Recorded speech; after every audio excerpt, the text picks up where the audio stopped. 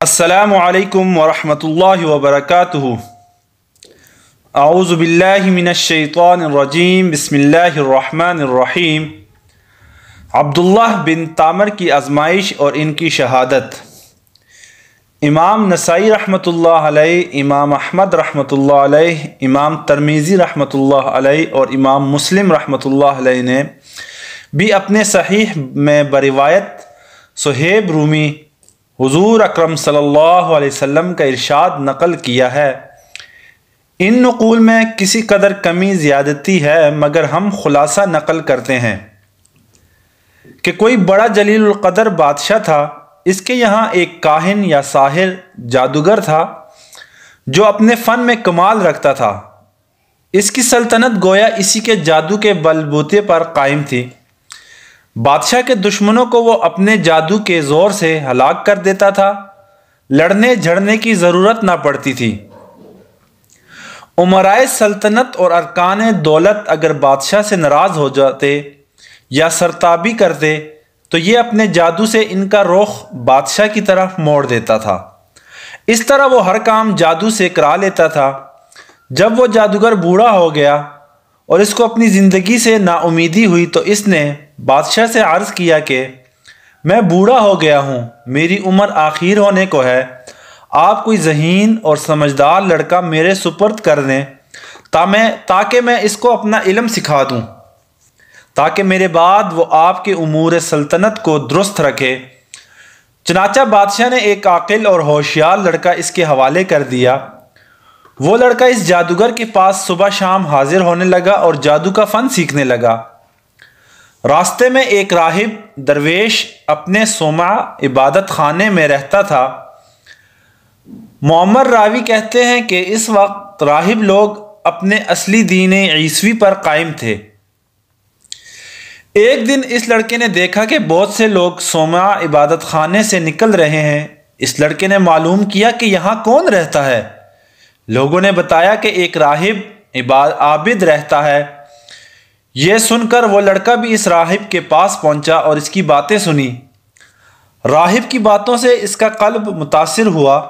راہب نے اس لڑکے کو دین حق اور توحید کی تعلیم دینی شروع کی تو وہ لڑکا ایمان لے آیا۔ یہ لڑکا جادوگر کے پاس جاتے ہوئے راستے میں راہب کے پاس ٹھہر جاتا تھا اور دیر ہو جانے کی وجہ سے جادوگر اس لڑکے پر غصہ ہوتا تھا اور زد و کوب کرتا۔ لڑکا کہہ دیتا کہ مجھے گھر میں دیر ہو گئی۔ آخر جادوگر نے بادشاہ کے پاس شکایت کی۔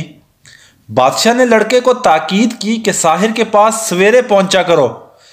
اس کے درباریوں نے کہا کہ یہ لڑکا سویرے گھر سے آتا ہے، راستے میں دیر کر دیتا ہے۔ تو بادشاہ اور ساحروں نے یہ خیال کیا کہ کھیل میں لگ جاتا ہوگا، اس لیے دونوں نے لڑکے کو خوب تنبیہ کی، لیکن لڑکا درویش کے پاس جاتا رہا۔ ایک دن یہ لڑکا راہب کے پاس سے بادشاہ کی طرف واپس ہو رہا تھا، کیا دیکھتا ہے کہ کسی مہلک جانور، شیر یا اژدہے نے راستہ روک رکھا ہے۔ لوگ ادھر ادھر دونوں طرف رکے کھڑے ہیں۔ لڑکے نے دل میں خیال کیا کہ آج امتحان لیتا ہوں کہ راہب حق پر ہے یا ساحر حق پر ہے۔ یہ خیال کر کے اس نے ایک پتھر اٹھایا اور یہ کہہ کر اٹھایا کہ اے خدا، اگر اس راہب کا مذہب حق ہے تو اس پتھر سے اس جانور کو ہلاک فرما۔ اور وہ پتھر اس کو مار دیا اور وہ جانور اس سے فوراً ہلاک ہو گیا۔ لوگوں نے یہ واقعہ دیکھا تو کہنے لگے کہ اس کو جادوگری میں کمال حاصل ہو گیا ہے۔ لڑکے کی ہر جگہ تعریف ہونے لگی اور اس کی خوب شہرت ہو گئی۔ آہستہ آہستہ یہ خبر راہب تک بھی پہنچ گئی۔ اس نے لڑکے کو تنہائی میں بلا کر کہا، بیٹا، تجھ کو اللہ تعالیٰ نے بزرگی و کمال سے نوازا ہے۔ میں جانتا ہوں کہ تیرا مرتبہ بہت بلند ہوگا اور تو کسی آزمائش میں مبتلا ہوگا، لیکن یاد رکھنا میں بہت کمزور اور بوڑھا ہوں، کسی کو میرا پتہ نہ دینا۔ لڑکے سے قول و اقرار لے کر راہب مطمئن ہو گیا۔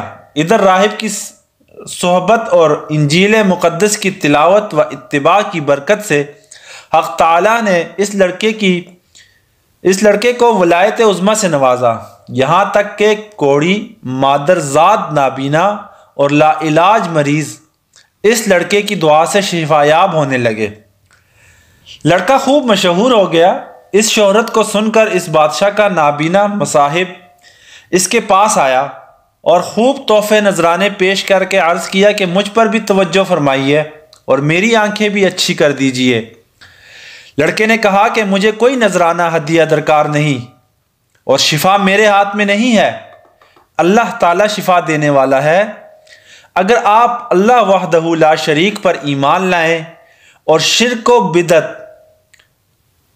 و بت پرستی سے توبہ کر لیں تو میں اللہ تعالیٰ سے دعا کروں گا پروردگار عالم آپ کی بینائی واپس عطا فرما دیں گے۔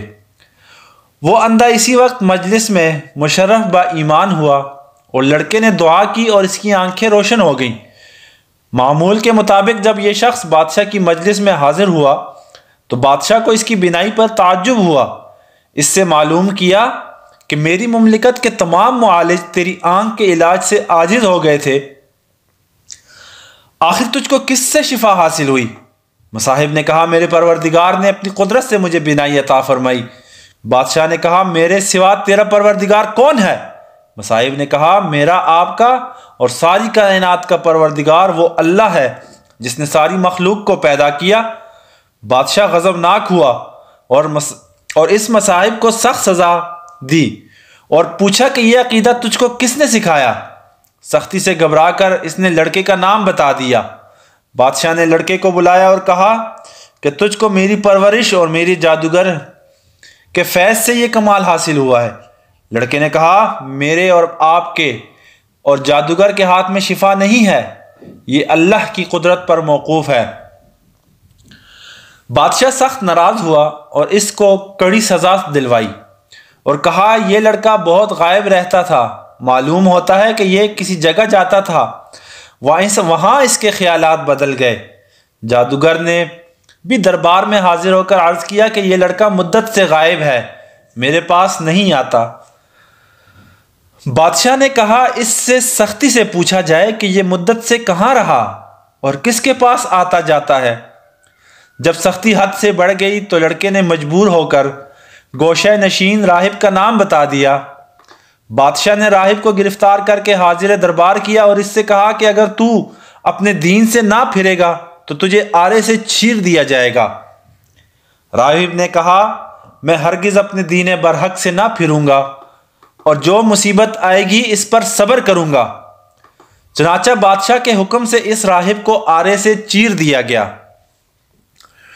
پھر مصاحب کو بلا کر یہی کہا۔ مصاحب نے بھی دین برحق کو چھوڑنے سے انکار کر دیا اور اس کو بھی آرے سے چیر کر شہید کر دیا گیا۔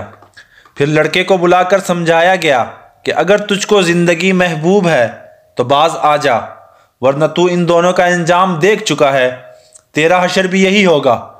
لڑکے نے بادشاہ کی بات ماننے سے انکار کر دیا تو بادشاہ نے چند آدمیوں کو حکم دیا کہ اس لڑکے کو پہاڑ کی چوٹی پر لے جاؤ اور اس کو خوب سمجھاؤ، اگر مان گیا تو اس کو بڑا مقام دوں گا اور اپنا مصاحب بنا لوں گا، اور اگر یہ باز نہ آئے تو پہاڑ کی چوٹی سے اس کو دھکیل دینا تاکہ اس کے اعضاء پاش پاش ہو جائیں۔ جب اس کو پہاڑ پر لے گئے اور سمجھایا دھمکایا تو لڑکے نے اللہ سے اپنی حفاظت کی دعا کی۔ اس وقت پہاڑ پر زلزلہ پیدا ہو گیا اور شاہی لوگ پہاڑ سے گر کر ہلاک ہو گئے۔ لڑکا بعافیت گھر واپس آیا۔ بادشاہ نے پوچھا کہ وہ لوگ کہاں ہیں جو تجھ کو لے گئے تھے؟ لڑکے نے جواب دیا کہ میرے پروردگار نے ان کے شر سے میری حفاظت کی اور ان کو ہلاک کر دیا۔ بادشاہ نے دوسرے چند آدمیوں کو حکم دیا کہ اس لڑکے کو ایک کشتی میں سوار کر کے دریا میں لے جاؤ، یہ اپنے دین سے باز آئے تو بہتر ہے، ورنہ دریا میں پھینک دو۔ چنانچہ وہ اس کو دریا میں لے گئے اور سمجھایا۔ لڑکے نے پھر دعا کی تو کشتی الٹ گئی اور شاہی لوگ غرق ہو گئے اور لڑکا صحیح سالم واپس آ گیا۔ بادشاہ نے ماجرا پوچھا تو لڑکے نے پورا قصہ بیان کر دیا۔ اس لڑکے نے کہا اے بادشاہ تو مجھے مار نہیں سکتا، ہاں تجھ کو میرا قتل ہی مقصود ہے تو اس کی تدبیر میں بتاتا ہوں، اگر وہ تدبیر اختیار کرے گا تو مجھ کو مار سکے گا۔ بادشاہ نے تدبیر پوچھی تو لڑکے نے کہا اس شہر کے تمام لوگوں کو شہر سے باہر ایک میدان میں جمع کر لے اور مجھ کو سولی پر چڑھا کر ایک تیر اپنی ترکش سے نکال کر کلمہ بسم اللہ رب ھذا الغلام کہہ کر وہ تیر میرے مار تو میں مر جاؤں گا۔ بادشاہ نے یہی کیا تو تیر اس لڑکے کی کنپٹی پر لگا اور اس لڑکے نے اپنا ہاتھ کنپٹی پر رکھ لیا اور یہ کہتا ہوا شہید ہو گیا کہ میں اپنے پروردگار کے نام پر شہید ہو کر کامیاب ہو گیا۔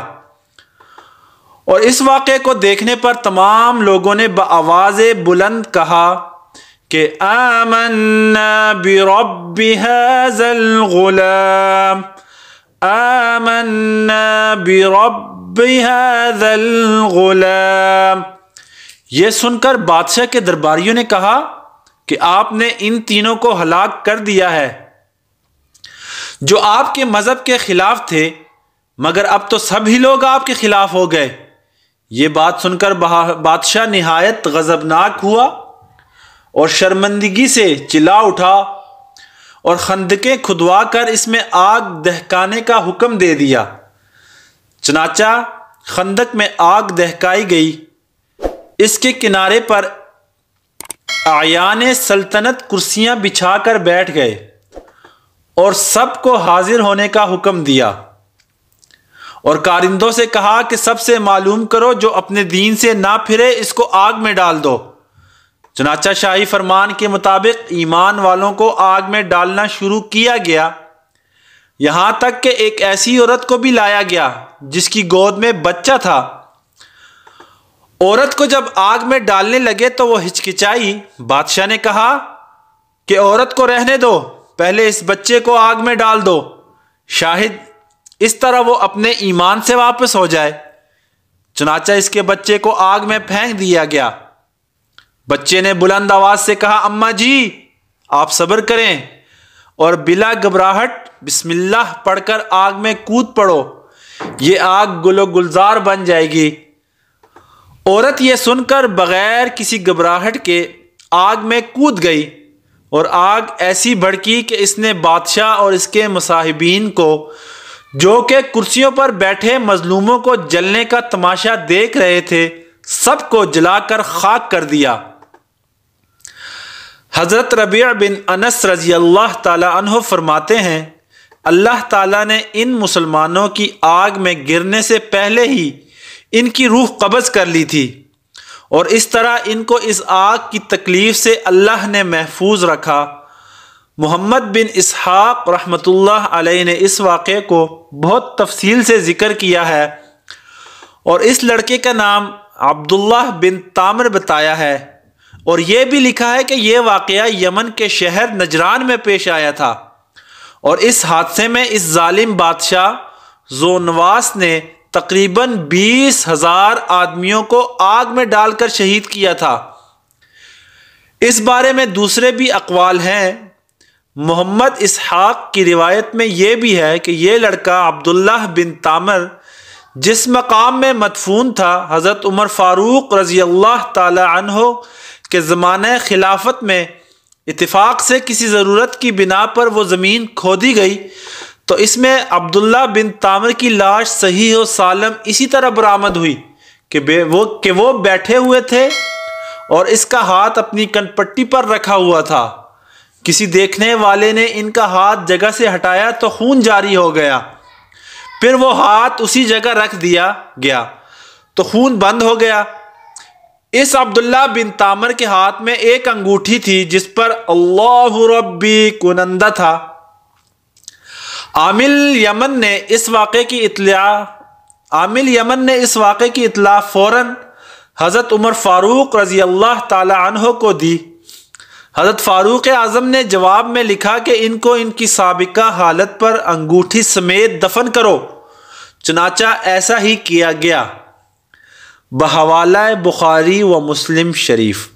حاصل اس واقعے سے ہمیں یہ سبق ملتا ہے کہ ایمان پر جب استقامت کے ساتھ انسان ڈٹ جائے تو یقیناً اللہ کی مدد آتی ہے، لہٰذا وقتی آزمائشوں سے نہیں گھبرانا چاہیے بلکہ ایمانی استقامت کا مظاہرہ کرنا چاہیے، چاہے اس کے لیے جان ہی کیوں نہ دینی پڑے۔ اللہ تعالیٰ اس واقعے سے سبق حاصل کر کے ایمان پر استقامت سے قائم رہنے کی توفیق عطا فرمائے۔ آمین یا رب العالمین۔